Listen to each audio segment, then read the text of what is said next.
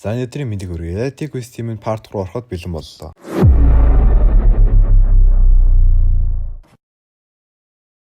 Дорж булгачигэд болох олон зохиож вертикал цохилттой амжилттай болохын тулд улааран тулдж байлаа. Гэвч тэрээр өмнөх булгачдын эсрэг скиллээ хэтэрхий нэггүй ашигласан тулд бүх манаагаа шавхсан байв. Одоо тэр унтаж байж л манаага нөгч чадах ба сэрүүн дагаагаараас эргэх ямар ч боломжгүй боллоо. Ууралсан булгач түүний зөхөж хаяад төмөр биелгийг гаргаж ирнэ. Зевсгүүдээ за тэгвэл идэхгүй чадварын цагшгүй юмэн доош дотроо бодоод зэсгийн ур чадвар скиллээр хүчээ нэмэгдүүлэн гинэт урагш өсөрч булгаачийн бардан цариг шууд дисэж орхив. Булгаач өвдөс өвдөнд сууж гайхан асуув. Чи энэ төмөр зөхөрийг ханаас гинт олов уу? Гэвч сайн ажиллаад харахад энэ ямар ч жинхэнэ зэсэг биш байв. Дорж барьж байгаа зүйл бол зүгээр л болзон үеэр эвдэрсэн хүүхдийн толгомон алах байлаа. Гэсэн ч дорж өөрийн чадрын ачаар булгаачтай нэлийн тэнцүү тулдаж байв. Харин булгаач ядагтлаа хүлээн зөвшөөрөхийг хүссэнгүй. Уурлан түүнийг дайрч унгана. Аз болж дорж хөнгөн шалгамгай хөдөлгөөнтэй тул цохорын бариулыг ашиглан булгаачийг доош зөхөж дараа нь шууд толгойд нь хүчтэй зөхөж орхино. Гэтэл харамсалтай нь цохор бүр мөсөн эвдэрчээ. Одоо дорж зэвсэггүй боллоо. Зэвсэггүй болсон дорж булгаачийн төмөр биелэнд хүчирхийлэлт автаж маш хүн цохилтуудыг хүлээж авна. Булгаач ануугийн талаар бүдүүлгүй хэлж муу хүн болж амьдрах нь хамаагүй хэлбэр гэж элдв зүйл бурж эхэллээ. Тэр мөчөд л дорж эцэст нь төвчгээ болж харагдсан ч босч ирэн шин зэвсгээ гаргаж ирнэ. Өөрийнх нь бүс. Чадвараа идэвхжүүлээд тэрээр булгаачийн хурдан зөхөж ташуурдаж эхлэв. Булгаач бүсийг барьж цогцохыг оролцсон ч дорж түүнийг ороон барьж бүхлээр нь мөрөн дээгүүрээ шидэж орхив. Эцсийн цохил амжилттай болсноор тулаан дуусна. Ануу болон түүний аавыг алсаас ажиглан санаа амсны дараа дорж гэрлүүгээ ярьж амарч тэнхрэхээр шийдэв. Эртээ ээж ирээд дорж булгаачийн эзэн үсэг эргэн бодно. Өндөө муу хүн болж амьдрах нь амархан гэдэгт дорж үгүйсгэх шалтгаан олж чадсангүй. Хэрэв аав намд байсан бол юу гэх байсан бол гэж тэр дотроо бодлоо. Гэсэн чинь асуудлыг дараа болохоор шийдээд өнөөдрийн тулаанаас олсон шангилаа гаргаж ирэв. 5 хөрөлтөлгөр. Ирээдүйн тулдаан эзэж тохиолж мэдэх учраас өөрийгөө сайжруулах ажлыг хойшлох аргагүй.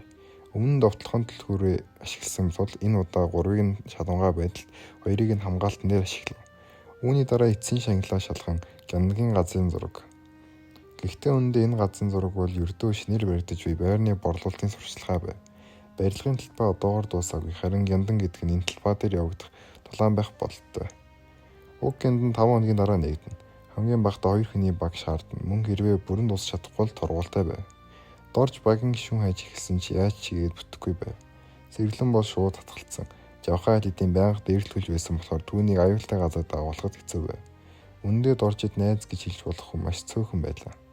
Өдрийн хичээл тараад дорж сургуулийнхаа гадаа гарч ирэхэд Сараа түүнийг хүлээж байв. Тэр доржийн төлөж байгаа боромдгийн дэрлэгчдийг уулзахыг хүсэв. Дорж ёо хүчтэй байхандаа гэж бодсон ч яг үндэ тэнд 2 хүн ирсэн байна. Тэдний нэг нь хангаа байв. Сараа дорж болон хангааг айлгаж хамтран ажиллахад нь үргэв. Эцсийн тэдний бүлгийн сүүлийн гишүүн Шинсэй дунд насны ир байв. Уулзалт үргэлж байхад дорж нэг зүйлийг олж мэдэв. Боромдонгийн дэрлэгчид өмнөх төлөвлөсийн үед болсон нэгэн хүнд явдлаас болж нэлээд суларсан байж. Гэвч тэр явдлын дэлгэмгийг мэдж чадаагүй. Учир нь Сараа хурдхан сэдвээс олж доржоос асуув. Сүүлийн үед асуудалд ороогүй биз дээ. Өөр бүлэгтээ орооцолцсон танихгүй этгээтэй зодтолдог их мэзүүл хийгээгүй биз. Дорж тэгээгүй. За өнөөдрийн мэндийг хүргэе. Tech Quiz Team-ийн part 3 ороход бэлэн боллоо. Сул дорой байгаа учраас Сараагийн тушаал бол дэлхийд доош ургасан мэт чимээгүй байх явдал байв. Найдхан олдохгүй болсноо дорж аргагүйдээ хангаагаас усамжих болно. Хэрвээ хэн нэгэн энэ гяндан цэвэрлж чадна гэвэл тэр бол хангаа билээ. Асрыг хангаалт хүч чадалтай хүн. Хангаа доржийн өсөлтийг нэг нөхцөлөд зөвшөөрсөн. Дорж төлөөлөгчийн байр сууриа түнжлүүлэх ёстой. Ингээд тэд замд гарна. Барилга дээр хангаа өөрийн хүч чадал хатуу цэцрээ гайхуулж өмнө нь дорж зөвхөн өөртөө дулдсан үед л хааж байсан тэрэл төвшөнд үйлдэл үзүүлнэ. Тэр бонгондооны доод зэндааны дэмжтийг огтон зочирлуулахаар маш амархан дааж унгаж байв. Дорж зөвхөн нэг зүйлд талархаж байлаа. Тэд нэг талд байгаа нь. Хэрвээ түүний вертикал хит байсав чадвар байгаагүй бол хангааг эзээж алж чадахгүй байсан. Эхэндээ дорж хангаад бүх ажлыг даатгаад зүгээр зогсож байлаа. Гэвч гэнт системийн цонх гарч ирэв. 5 энгийн мангасыг устгал алтан түлхүүр аавна гэжээ. Дорж тулаанд оролцмооргүй байсан ч алтан түлхүүрийг гэдгийг хараад оролцов. Нэгэн улаан цөхөрийг гартаа атгаад мастеры пассив чадраа ашиглан тулаанд орлоо. Нэг эрийг угсруулан зөхөж нөгөөг нь мөн л хэд хэдэн удаа зөвхөн дарж авлаа. Ингэснээр анхны 2 дайснаа хэлбэрхэн устгав. Тэрнээс жаахан зайд хангаа доржийн ахиц зэвшлийг хараад гайхав. Өөртөө талдаанаас хойш энэ хүү үнэхээр уурсан байна гэж бодлоо. Хангаа эдэн дэмжтийг нэгэн зэрэг унаж байх зур дорж дахин 2 дайснаа ялж чадлаа.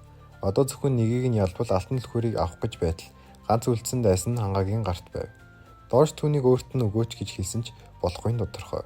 Гэвч аз болж хангаагийн анхаарал багахан хугацаанд санилсан мөчөд үлдсэн дээрэмжин хутаг гаргаж ирээд түүнийг хутгах гэж оролдов. Амжилттай болж чадсангүй. Учир нь Доорч зэвсгээ жажиг шидэж дайснаа унгаж хангааг аварлаа. Хангаа үүнд нь баг зэрэг ичингүрч шууд л барилгын дээд давхрууд руу авирна гэж мэдэгдэв. Түүний зорилго бол Монгодоны дэд дарга Жаачин байв. Дээшээ явах замдаа тэр саяхан Доржийн сургуулиулан дайрсан дайрлыг үдэрсэн эртээ таарлаа. Дорж сул тал руу цох эсгэлээ ашиглаж хангааг цааш явуулах гэж боломж олгов. Ийм гямдан дэд олгоологч нь бараг босс байх учраас хангаа тэр нөхрийн учрыг нь олно. Дорж энд үлдээ доод төвшний энэ дайсантайгаа үзэхэд болов. Гэтэл энэ бол маш буруу сонголт байжээ. Учир нь системийн мэдээлснээр Жо Илүүк бол элит мангас бөгөөд Доржийн бүх довтлогыг сөрөг арга хэмжээтэй аж. Энэ байдал нь энгийн үед Доржийг шууд ухрахаар байв. Гэвч гяндан цэвэсний шагнад асар их гэдгийг мэдэгт бол тэр ухарсангүй. Тулаан үргэлжлүүлэхэд Доржийн шинэ стратеги үр дүнгээ өгч эхэллээ. Үндсэн довтлохоо болгох биш, харин дайсны дайралтыг тасдуулах сул тал руу цохих скил ашиглаж үүссэн завсарт нь бүрэн хүчээрээ цохих байлаа. Дорж сүүлийн үед статистик нэмэгдүүлснээс болж дайсны цохилтуудыг хаахын ч амархан болов. Гэвч Лүк гинт яриа ихтэлв. Тэр Доржийг судалж үзснээ хэлж түүний аав нь дээрлэгчэд данхаажуудыг зөв замд оруулах байгууллагад амьдралаа зориулсан гэж мэдэгдэв. Дорж эцгийнхаа нэрийг дурсгаж шууд урлан аавыг минь битгий энд оруул гэж таслан зогсов. Дээшээ харуул хангай чанга хоёрын тулаан тэнцвүүгэн гүрнэж байлаа. Хангай танаа бүх хүмүүс чинь унсан ганцхан л ч л доор үлдсэн гэж хэлэхэд чанга. Тэр бол зүгээр нэг хүн биш. Манай амгийн хэвсэртэй тулаанч. Юу ч болсон хийж цогсон дахин босдог гэж хэллээ. Доржийн хүчтэй цохилтуудыг Лүк байнга дахин босч ирсээр. Дорж үлдсэн маанагаа шахаж үржүүлсэн цохилтоо хийх гэж оролцсон ч хэд их ядарснаас бол чадвар нь туслагдав. Лүк боломж ашиглан хүчтэй цохилтуудаар Доржийг газарт унгана.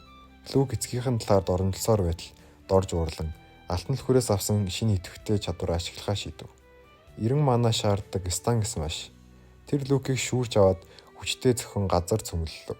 Гэтэ Лүк дахиад босно. Лүк Доржийн ядарсан удаан цохилтуудаас бултаж эргүүлэн түүнийг зодно. Юу ч хийсэн Лүк босож ирээд байгаа болохоор Дорж ялна гэдэгтээ итгэлгүй болж байв. Дорж ядарсан ч гэлээ түүнийг цохино. Гэтэл Лазар түүний критикал цохилт идэвчнэ. Лүк чад хүртэл цохиулж дахин босон ирэн Доржийг цохитол Доржийн төлөвснөөр хэрэгжинэ. Хоёрынх нь байрлал шатны дээд талд байсан тул Лүкийг нүүрнээс нь шүүрч аваад хамт доош өсөрч стан смашиг нууц аргаар ашиглан стан слайм болон хувиргав. Энэ бол яг Багдад автгаа тоглодог тоглоомын боссыг ялдаг арга нь байв. Ингээд эцэст нь Лүк ялагдав. Дорж дээшээ яаран гарч ирэхэд чанга унсан хангааг дуусгах гэж байв. Дорж үлдсэн хүчээ шавхан дайрч хангааг аварлаа. Өөрөө бүрэн ядарч маана байхгүй, цусгүй байсан тул босс мангас чангатаа тулах нь янаатргүй хэрэг байв. Аз болоход гинт шинэ хүн Бинонжумын төлөөлөгч Жум Суян ирэв. Намхан ч гэсэн хүчний аимшигтай. Ганц өшгөлтөөр чангаыг ханан зөхөж унгав. Чанга удаан хугацаанд түүний зөвшөөрлгүйгээр үлдэж байсан тул Суян иш түүнийг зохицуулах гэжээ. Суян Доржид баг зэрэг чогцол өснөө дараа түүнийг энд авчирсан хүн бол өөр хинч биш сэргэлэн гэдгийг илчиллээ. Тэр ихэндээ Доржтой хамт ирэхээс татгалцсан ч хагийг нь санаж үлдээд эцэст нь туслахаар шийдсэн бололтой. Хоёул гарч удсныхоо дараа Дорж гүнзгий санаа алдан гяндан эцэст нь цэвэрлэгдэндэ гэж боддов. Тэр нилээд гимтсэн хангааг төвшин талбагаас гаргав. Годомжод ирмэгц хангаа түнд Суян өнөө өрөө туслах болсон жинхэнэ шалтгаан нь дуустай байх магадaltaйг. Учир нь тэр бор бодонг бүлгийн төлөөлөгч болохоор Доржд болгоомжтой байх ёстойг сануулв. Энэ нь Доржийг гэрээнийхээ талаар сануулж төлөөлөгчийн судал одоо хангаах гэж хэлэхэд хүргэв. Гэвч хангаа өнөө өрөө Доржид түүнийг 2 удаа орсныг санан баг зэрэг чангасан өнгөв. Чи төлөөлөгч хэврээ бай. Дараагийн удаа би тэр судлыг авна. Димээс бүхээрээ гэж хэлв. Ингэж харахаар тэр ч бас санаа тавьдаг бололтой. Дорж ганцаар үлдээд системээ нээж шагналаа авах гэж үзв. Боссын ялагдал оролцоо гэдвэл түүний шагнал мэдхэц багасгах нь тодорхой байлаа. Нээхэм авахгүй дэ гэж бодсон ч нэг дор 12 хүрэлцээр авчээ. Хэд хоногийн дараа Дорж эцгийнхаа үнсийг хадгалдаг чом мөн хэмээх сүүлчийн амгалан газар төчлөө. Тэр энэ даавыгаа нас барсан өдрийн үйл явдлыг дурсаж хамт ахуулсан зургийг харна. Машины тоормсны эвдэрлээс болж явган зорчигчийг мөрөхгүй тулд жолоогоо эргүүлэн шон мөрөхөд хүрч осол маш ноцтой болсон болохоор амь насаа алдсан байв. Тэр энэ тухай бодож зогсдол танил холоо сонсогдов. Хажууд нь зогсох хүн чиний аав сайн хүн байсан. Гэхдээ одоо түүний өхөл үндэ осол биш. Харин зориуд төлөвлөсөн хэрэг байсан бол яах вэ гэж асуув. Түүнчлэн уг эрэгт Доржийн тун уурхийн нэгэн холбоотой гэж хэлв. Ингээд сэргэлэн Доржийн өмнө гарч ирэв. Дорж гайхан сэргэлэн аавыг нь яаж таньдаг байсан юм бэ гэж асуув. Сэргэлэн багада нэг эрт түүнд эрүүл мэндийн талаар санаа тавьж зөвлөгөө өгч байсан үд саналаа. Тэрээр өөрийгөө дээрлэгч амгагч гэж нэрлсэн байв. Гэсэн сэргэлэн энэ бол одоо чухал биш гэж хариулна. Дорж осол үнэхээр осол байсан. Загдаа нар тэгж хэлсэн шүү дээ гэж зүтгэхэд сэргэлэн тэр үгийг нь шууд нийцав. Өнгөрсөн шөнө тэдэндээ хамт байсан Жан Суёнд уг осол төлөвлөгөөт гэдгийг батлах бичлэг бийгэн. Үүнд итгэх хэсэг нь Доржийн өөрийн хэрэг гэдгийг хэлээд сэргэлэн орхин яв. Тэр шөнө бүтэн өдөр болсныхаа дараа Дорж шийдвэрээ гаргав. Сэргэлэн Доржоос Суёныг хаанаас болохыг асуусан мессеж ирсэн байлаа. Хотын хаан нэгтэй бороондор Суён бие хамгаалагчтайгаа хамт шүхэр барин алхаж байлаа. Борооны тусал намтахад тэдний өмнө нэгэн залуу гарч ирэв. Дорж. Тэр шууд нотлох баримтын талаар асуув.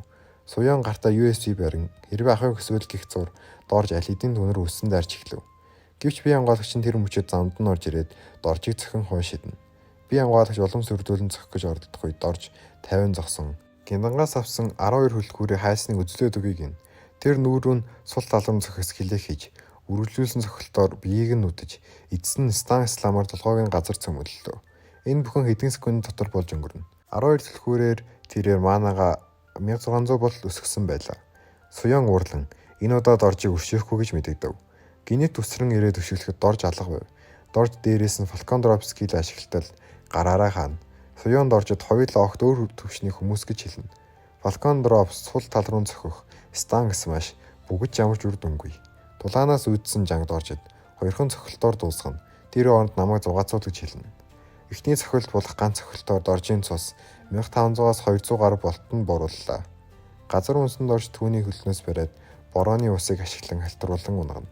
Тэгээд Суёны дээрээс мордон үржүүлсэн цохилтыг 3 удаа залхуулан цохив. Гэвч Суён бүгднийг амархан бултаж ямар ч гэмтэл авсангүй. Суён USB-г ав гэж зүгээр өгсөн дөр үзүүлээд гинэт Доржийг өштэй цохин ханаж чидлээ. Энэ нь хоёр дахь цохилтон байсан бөгөөд тулаан ингээд дуусав. Дорж хэсэг хугацааны дараа борооны дунд тэрэл гудамжинд тухайн орно. Бүх болсон явдлыг санаад нулимс унгаж аавдаа уушлалт өгсөв. Тэр айж байлаа. Суёныг ялж аавынхаа хэргийг илрүүлэх ёстой ч өөрөө хитрхи сул дурой байна. Хэрвээ би илүү хүчтэй байсан бол гэж бодох мөчөд систем шинэ даалгавар харуулв. Шагнал нь цус 10,000-аар, мана 10,000-аар бүх тулааны статистикийг 200-аар өсгөх байв. Ингээд Доржийн жинхэнэ хүчрхэг болох аялал эхлэх гэж байна. За энэ хүрээ бичлэг маань дуустав. Part 2-ыг хүсч байвал лайк болон subscribe дараарай.